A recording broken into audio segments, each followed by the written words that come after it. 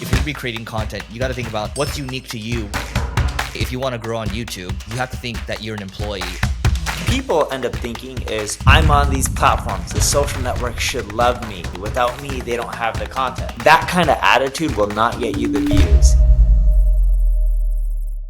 All right, if you're struggling to grow on social media, this one analogy will change the entire game for you. So we're going to hit on this example a little harder. In the last episode, I shared an example from George Gammon, and he said, look, he's a YouTuber. He's like, at the end of the day, if you want to grow on YouTube, you have to think that you're an employee of the platform, meaning that you have to post consistently. You have to post good content, right? And you can't talk about like different things, right? And usually the audition period could be anywhere from a couple months if you're going hard, or it could be like a year or so, right? But this analogy applies to every single channel. Yes, and what people end up thinking is, oh, I'm on these platforms, the social network should love me. They should appreciate me. Without me, they don't have the content. Well, that kind of attitude will not get you the views. Remember, they're the ones holding the power. If you look at their stock prices, Facebook is a massive company that generates over, I don't know what they generate in revenue now, but it's probably over 100 billion a year, maybe a little bit less. Either way, they're massive. If you look at Google, $1 trillion+ company, even with a recent stock decline. If you look at, Microsoft, which runs Bing, they don't really have any social network though. But they're still a massive company. If you look at X, they're publicly traded. Elon does what's best for X. If you look at TikTok, they do what's best for them. You're working for them. They're not working for you. And people get that wrong, in which like, oh, I put content on the social web, I should just get traffic. They should appreciate it. It doesn't work that way. And unless you not just create amazing content, but content that they approve of and they like, you're not going to do well. Keep in mind, a lot of these networks do have biasness towards certain topics. Just look at like Russell Brand, some of the stuff that he does, some of these social networks don't like, and it doesn't necessarily help him out. Yep. Here's the other thing I'll say. So I was doing a podcast interview with Sahil Bloom yesterday, and he has like 1 million Twitter subs, or Twitter followers, I should say. And he's growing on other channels. I think he's got a couple 100,000 people on his email list. So it's a pretty significant audience.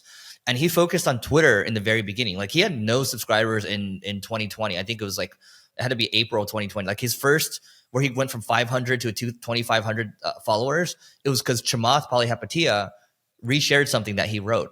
And I asked him, I was like, so how much time were you spending initially? He's like, I think he was spending like 3 hours a day writing content, right?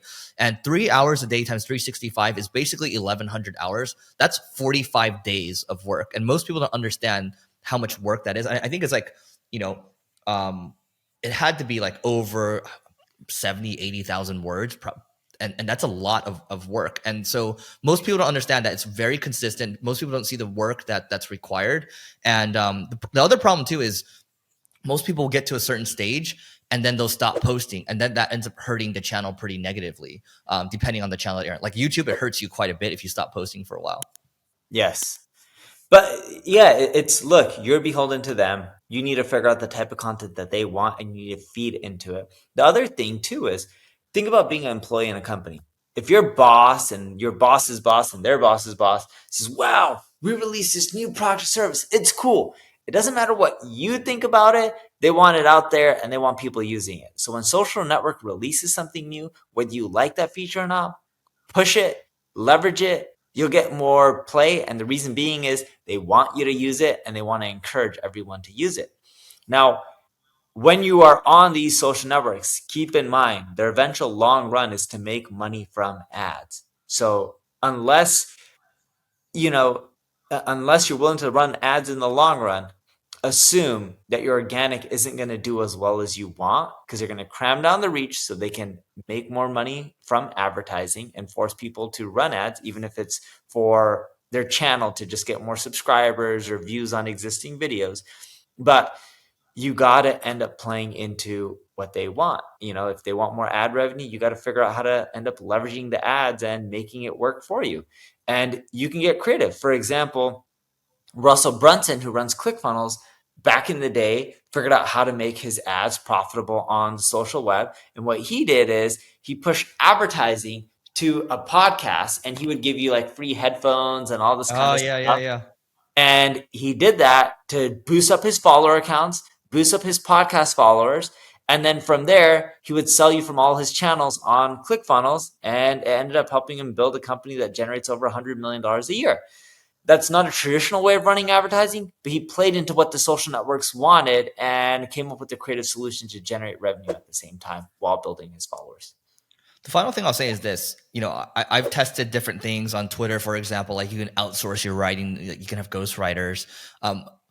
It's when you're doing that, sure, you might get a lot of reach, but you got to think about if you're going to be creating content, you got to think about what's unique to you, what experiences can you share, what stories can you share, what data can you share, and ultimately that's something that you can compound on. Because if you're going to rely on ghostwriters, you're not able to actually compound on something great, and you're going to be reliant on them forever. And also, they're going to be saying things that you might not necessarily agree with, right?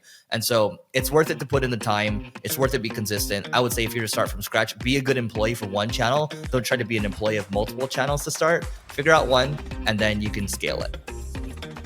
Cool. Well, that's it for this episode. Make sure you rate, review the episode. We really appreciate it. Thank you for your time, and we'll see you tomorrow.